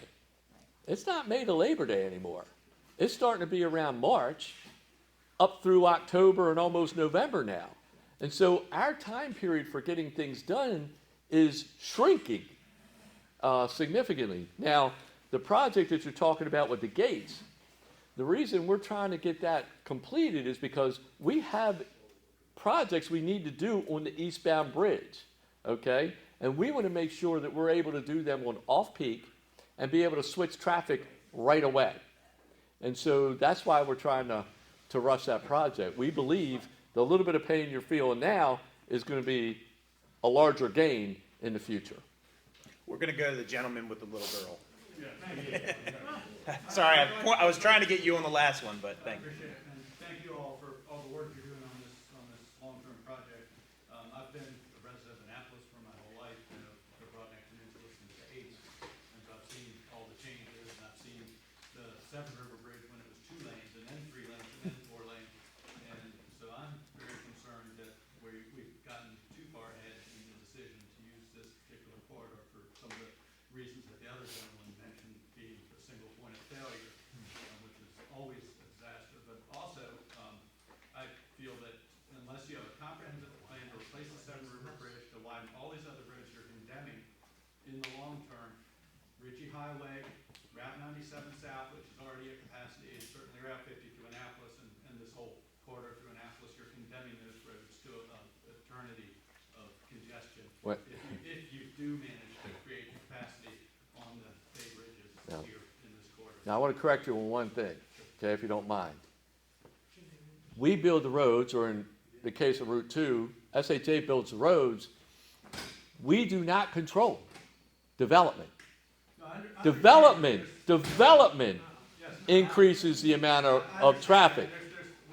If you're, but that's not us. I understand that, and I'm not blaming you, sir, but I think we can all agree that our government in the state of Maryland and in the respective counties has absolutely failed us in terms of development and you know, you build the roads, they take advantage of it and they develop. And Correct. the we have the congestion. That's correct, because I guarantee. I feel for all my Let me neighbors. make a suggestion. We're going far afield from MDTA because we're now into state highways. What I will do is I'll work with Jim and Will, and I will have a meeting where we have state highways come in and talk to us. I'll have Anne Arundel County Transportation come in. We'll have one meeting, because I know the folks from Skidmore, you have a very, very difficult problem that Jim cannot resolve as the leader of this MDTA organization, because it's he has the bridge, but the state, these are state roads, not county, they're state roads. But we can't, we're not here to fix Ritchie Highway, and development with OPZ is a life unto I'm just itself. saying, it is part of the But it- consideration for this bridge, it's part of this problem. You grade capacity on the bridge, you're just gonna have Right. massive traffic through Annapolis. 97 coming into Annapolis every weekday is backed all the way up to Crownsville. A month ago, it took me 2 hours to get from Annapolis to Cape St. Clair, 2 hours. Maybe. Simple request, we're talking about all these big picture things, everything's 5, 10, 20 years. If no one got off Route 50, in our neighborhoods, we probably wouldn't care. But we've established tonight, you can't control that, I accept that. People are gonna get off Route 50. So I have a very simple request. I'd like you to have someone, and maybe you're not the man, study and how we can handle the traffic on these roads during these times. People are gonna be here, we've now established that. Got a lot of cars. Well, we can't have the same traffic management. When that happens, we need different traffic management. I think that's something that could help the local community and get the police involved, but do something to help the people that live off that corridor. Because if nobody gets off the road, we're gonna be happy, right? Right. The That's bridge right. could be backed up for 50 miles, it won't bother us. Yeah. So first of all, can I answer him, please? Can I answer him? Can I answer him, please? So thank you. So thank you for No, he's answering his question. making that point, because one of the things I did fail to say is that we work very closely with SHA. So some of what you see now along the 50 corridor, right, is that they are managing the lights. So they are timing those lights differently so that they can help manage that traffic to the bridge. So we are doing some of that working together, but there's a limit to again, it's a volume problem, right? So there's a limit to what we can actually do. Now the Severn River Bridge, which has been mentioned several times, that used to meter the traffic coming to the bridge, quite frankly, because when it was jammed up, you couldn't get to the bridge as quickly. Well, so then when they expanded the lanes, now everybody can rush to the bridge. And now the bridge, becomes the bottleneck. And so, but we are looking at lights, but I do agree with you that maybe what we could do is work with the local governments on maybe some of the timing of the lights. So maybe we need to make it a longer green light in certain intersections and longer red light in other intersections. And because that's what we do on 50 with SHA, right? We time the lights so we make it, we make people sit longer so they can't get to the bridge as quickly, and then we call that metering the traffic. And so that might be a great point. So that's something we might be able to look at with the local government. Thank you for that. Yes, sir. Oh, I'm sorry. I'm one person with solutions as opposed to most other people. But there's such a thing as the American Discovery Trail that goes from Delaware to California. Now, on the Queen Anne's side of the bridge, there's no problem. There's a Cross Island Trail. But on this side of the bridge, right now, there's a plan to go a very narrow way along East College Parkway. Jesus Christ. But there is a contractor who carries people from the last intersection on the eastern shore over to the one into Sandy Point State Park. And there's a way around that by just having him go to Cape St. Clair Road, and then we don't have that. And by the way, Broadneck Trail is part of the American Discovery Trail, and someday it'll be completed. I don't know when, but someday it will be. But that is one solution, that if you have to widen the approach to the bridge and you have to kind of do away with East College Parkway, why we can still get people and bicycles across it. Thank you. Folks, let me just stop you now. We're getting to the end of job on our presentation, and I promised Jim I'd get him home at a decent hour, and I think I'm beyond that promise right now. I don't mind. So let's take just say 3 more questions. And for those of you who are talking about the lights and the fixing of the exit entry ramps up near the bridge, I will have somebody from State Highways here, as well as Anne Arundel County, that we can, I'll work with Lori, bring the county in, and we'll have the state, and that'll be the next general meeting. It'll either be next month or in November. I know we have another meeting scheduled in November, but we will focus on exactly this geography and what we can do about it. I know we have spent man weeks trying to figure this out and fix Sandy Point State Park, and we thought we had it nailed, and then we found out the feds were going to withdraw federal highway funds because we were trying to take over control of a state highway, so they wouldn't allow it. Barbara? Oh, I'm sorry. No. I'm sorry, I thought you were done. And no, I want to say something nice about Jim too, please. Everyone. No, because Barbara Hitchings is on the Broadneck board. She and I have spent so many hours on Fridays and Saturdays in the last 2 years, not this year, the last 2 years, just sitting watching the travel cams and monitoring when, as Ed Riley said, where we have got 5-mile backups on the western shore, where there's no backup, traffic is breezing off, and it's our prime time. And what we saw is at 11:30, we were taking bets, would it be 11:30 or 12 o'clock, where they would literally shut down the 3rd lane or contraflow traffic on the North Bridge to eastbound traffic when it was the heaviest time on a Saturday. That has changed.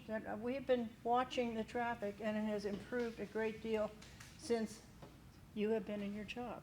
And Because when you watch the cameras, you call me next. That's why. I thought there might be some compassion, and I think there is, because we can't go anywhere. We can't get to our homes because of that. So I thank you very much, and we're happy to work with you to even make it better. Well, we're trying. We will have a meeting. Our focus of our next meeting will be state highways and the roadways, but we're here for the bridge. Barbara? Moving on to some of the other questions, which I think the audience might be interested in. Specifically 8 and 9, which deals with contraflow, and 13 and 14, which deals with tolling and the impact of the Delaware Route Line extension. I mean, you can make it as brief as possible, but I think it would help with them getting a better understanding of some of the things that are taking place. Okay. So you said 8, right? 8 and 9.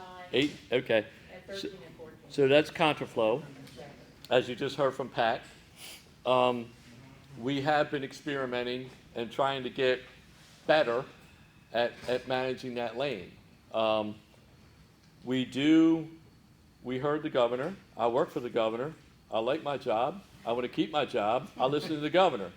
And so we have been trying to share the pain, but there's also a point where it starts getting so much on that side too that we got to start shutting it down, and because we know this traffic's coming east and there's like no end in sight. We're watching the traffic as it comes down 97 and other routes. They watch and they try to predict the traffic that's going to hit the bridge. But when we start getting 3.5 mile, 4 mile backups on the westbound side, now it's starting to be like 7 here, 4 there. We got to start loosening up some here, because we also don't want to create a point where we can't get emergency equipment across either way. And so we have to try to manage that best we can. Now, I will say that in the past, prior to me being there, once it hit about 1.5 miles, I think it was, on the west side, they would pull the contraflow. we're now at about 3.5 miles back up on that side. So the pain is being shared more equally. And that's what Pat's seeing right now. And if I could add a point to that. Sure, go ahead. So I kind of asked a question, because that's probably one of the main questions from an engineering side that we get all the time. Is who's managing, it's cut off at the bottom. Oh, okay. Who's making these decisions about how to do contraflow? So when you talk about sharing the pain, well, what do you mean by sharing, right? Is that how far the backup is? Or is that how much the local roads are impacted? And from our perspective, frankly, the majority of the complaints that we routinely get are actually from the local roads. And so the triggers that we've put in place this year as a pilot, when you back up westbound about that 3.5 mile marker, we are seeing that coincides with the Eastern Shore concurrently backing up and their side roads are congested. So at that point, we sort of hit a tipping point where both the main line is backed up in both directions, and the side roads are backed up on both shores. And at that point, we say, okay, in terms of sharing the pain, we try to look at number of days in a week and how many days we're impacting the local roads, and we try to balance it so that the contraflow is managed to balance how much the local roads are feeling the pain. And so when you might be saying, well, it's not shared. Eastbound is backed up further than westbound. But and you're right, that's true. But you got to look at the local roads, because that's what we're looking at. Okay. So 9 is why is there no prime time contraflow eastbound traffic on Sundays when westbound is heavy and eastbound has 3 to 5 mile backups? That's exactly what we talked about before, where on Thursday, Fridays, and Saturdays, we're seeing 3.5, 5 mile backups on the westbound side, even though you got 7 mile backups on your side. And then the other side is we cannot have, we have 10 and 17 mile backups because, as I mentioned earlier, everybody that's leaving Thursday, Friday, and Saturday to go to Ocean City all comes back on Sunday. And so it's impossible for us to be able to do contraflow when we have 10 and 17 mile backups. It's not going to happen. And then you said 13 and 14? Yes, 13. So are there plans in place to capture part of $8 toll charge by state of Delaware? No. They will not share. We actually, believe it or not, on 95 JFK, I was deputy secretary in the Ehrlich administration, back when Flanagan was the secretary. And we tried to work with Delaware to have one toll there instead of us having a toll and them having a toll. They said no. They do not want to work with us at all when it comes to tolling. And so the idea of a variable toll here on the bridge. So, well, we'll get to that in a minute. But so no, we're not going to share anything with Delaware. They won't. They do not want to play, and quite frankly, we're not seeing a tremendous amount of traffic from that toll on our bridge. As a matter of fact, here we go.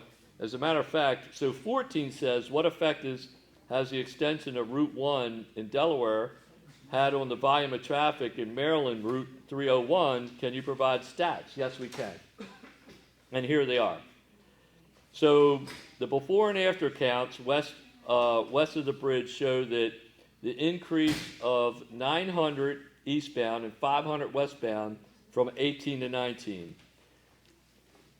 The Queen Anne's County counts show, and I told you Queen Anne's County takes traffic samples just like we do.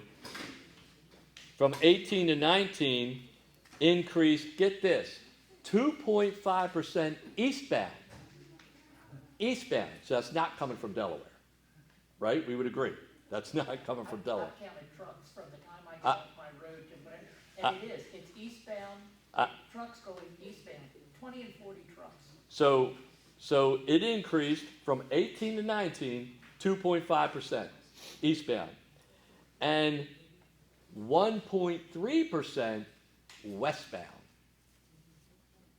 So we're seeing less traffic, not more. And here are the statistics.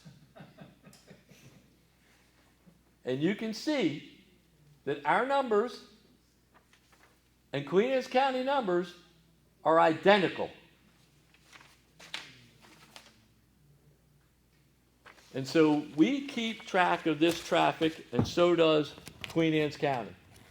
And so, because some people have criticized us, say, well, I don't believe your figures. Why do I lie? Why would I lie about traffic? It's not that exciting to lie about, I can tell you. But our numbers and Queen Anne's County numbers are literally identical in our counts. But you're seeing that the Delaware Route 1 has little to no impact for truck traffic. Huh. Yeah, I know. I was surprised too. I'll be honest with you. Yes, sir. The contraflow gates you'll be putting up, will that give you more of an opportunity to switch back and forth quicker? Yes. And allow for more different types of switching? Correct. How many times do you typically switch during, say, Thursday to Sunday?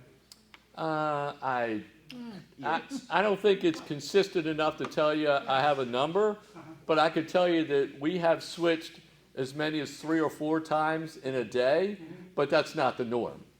Normally we would change it once or twice. But the gates will allow you to do it more often? Gates will allow us to do it more often and quicker.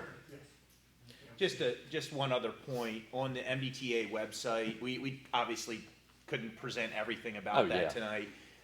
We do have a link available where you can watch videos of what that's going to look like. There's renderings to see how the gates are going to look in the final condition. That's all available on our webpage on the Bay Bridge site. Yes, as a matter of fact, if you go to mdta.maryland.gov / and put the word bay and then a hyphen and then put the word bridge, you'll come right up to that website. How you like that? That's pretty quick, huh? See, we're communicating. All right, Yes, sir. one more question, and then we Yes, will sir. give Jim a I want to see one hand. Okay.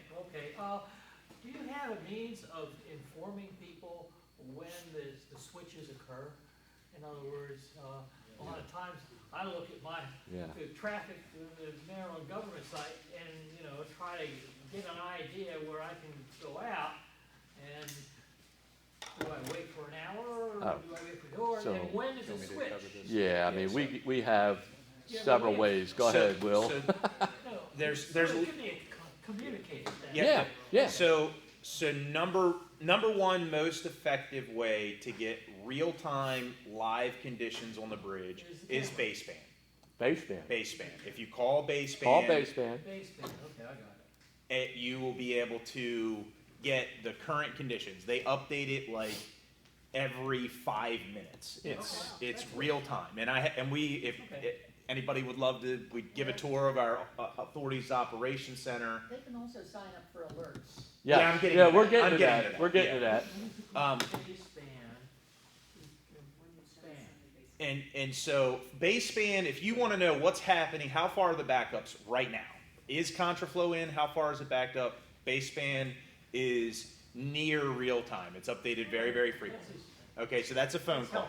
You also, through our website, can sign up for text alerts and email alerts. Those are less frequent than the updates on baseband, but they are somewhat regular, maybe about every mile of additional backup, we send out an alert. Additionally, for those who are into social media, we do also during the summer period provide updates regularly through our Twitter account. Separately, we have at our Authority Operations Center, there's a system called Chart. Chart is where all the accidents and things are recorded. The Twitter page for 511, Maryland 511, records every incident that occurs that has a significant lane reduction. And that there's some definitions that meet that. But if there's something that happened on the bridge, whether it be debris in the roadway, a broken down vehicle, a pothole, crash, whatever the case may be, they put out alerts about those through the 511. And then the Bragg site, if you want a lot more big picture about why is the traffic a certain way, why are you managing things a certain way, the live streams, we have quarterly meetings there that provide updates on how things are going on the studies and et cetera. Pat, Britt's question on the variable toll pricing. Oh. You were gonna answer that and didn't get a chance. I forgot. I'm sorry. Thank you. You've been pummeled here. Yeah, no, I'm just getting old, you know. So and I forget things too. So the variable pricing is probably not going to happen under this administration. As you know, Governor Hogan's been very adamant about reducing tolls, and he's not been equally adamant about raising tolls. So I don't think that's going to occur.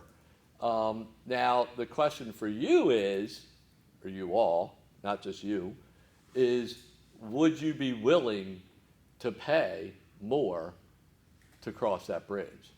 Because variable tolls will impact you also. Would you want me to change the time I went across the bridge to make sure I didn't have to pay more? Well, no. So a variable toll would work based on volume of traffic. So it would. So it wouldn't be time. Okay. No. No. Time is like the ETLs or the, express toll lanes or ICC, where that's a different type of variable. True managed lanes, variable pricing is based on volume. So when the volume hits, let's just say 45 miles per hour or slower, then the price goes up. And if it hits 30 miles an hour, the price goes higher. And so it doesn't matter what time you think you need to go across, it's based on the volume of that day and that time. And think about it this way. Mdta, through our Facebook account and Twitter, we put out the recommended times to travel routinely. Those oftentimes are before 7 a.m. and after 10 p.m. Yeah, but a recommendation means nothing. You got to hurt my wallet if you want me to change. So, but my point is that the amount of time to influence behavior, you're not talking about, instead of leaving at 5, I'm going to leave at 4. No. Summertime Fridays, our recommended times to travel are often 10 a.m. to 10 p.m. Right. Okay, so you have a lot of behavioral changes that have to be influenced using a congestion management approach. That's one issue. The other issue is two-way tolling, right? The way that the system works, the way we collect video tolls, we expect that we have a gantry today that exists eastbound on the Eastern Shore.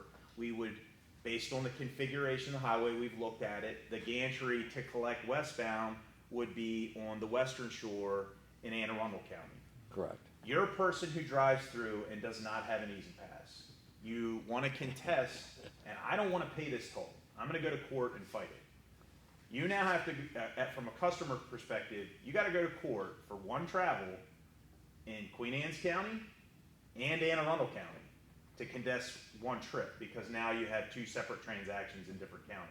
So there's negative aspects because you of go this to local district court. That's not us. Many people don't think about, and I could keep going. There's a lot to this congestion pricing. Delegate?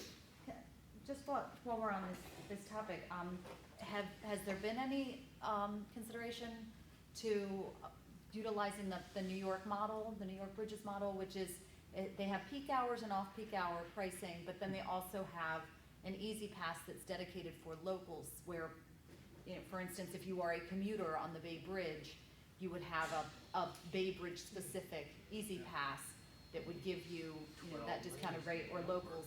So we can't do special passes for locals. It's against the law. And so you can't treat the traveling public differently, in other words. So there's no way we can do that. the only place that we do it is on the Hayden Bridge, which is technically not part of our financial, right, of our financial. So all the other crossings, we can't do that. What we can do, and what we do, I don't like saying do, but what we do is if you have a Maryland Easy Pass account, you get a discount. But anyone can get a Maryland anybody can get a Maryland. So if you're from New York, you can still get a Maryland Easy Pass and just switch them out. Yeah. But no peak and off-peak. So we do dynamic pricing, we which is do different. peak and off-peak on the ICC. We do peak and off-peak on the ETLs. We do holidays and stuff like that. The difference is, so the question was manage the lanes, right? And demand traffic, right? So that's a different model. That's more like the P3 that you hear about at Right. 495. So and actually, I'm sorry, the question was variable pricing. And so when you do variable pricing and manage traffic lanes, then that's based on volume and actually, quite frankly, flow. I mean, speed. So peak and off-peak then is different. Do you have any studies that show that possibly being effective? I'm sorry, You said her peak and off-peak option as opposed to variable. Yeah. Do you have In studies terms that show of that being effective, think about it this way. You just booked a hotel in Ocean City for your family and spent $1,500 for a weekend, right? And you can get down to the beach at 6 p.m. You might have a long weekend. You got a 3-day weekend. You're going to go down to the beach. You could get down with your family at 6 p.m. and have dinner as a family, or you can wait until midnight and avoid a $20 toll. What are you doing? You're not going to do it. That's one example. I don't know how much of the So- flow is based upon that example. So when you say peak and off-peak, peak is normally your commuter traffic time. That's peak. So you would absolutely be impacting the locals immediately.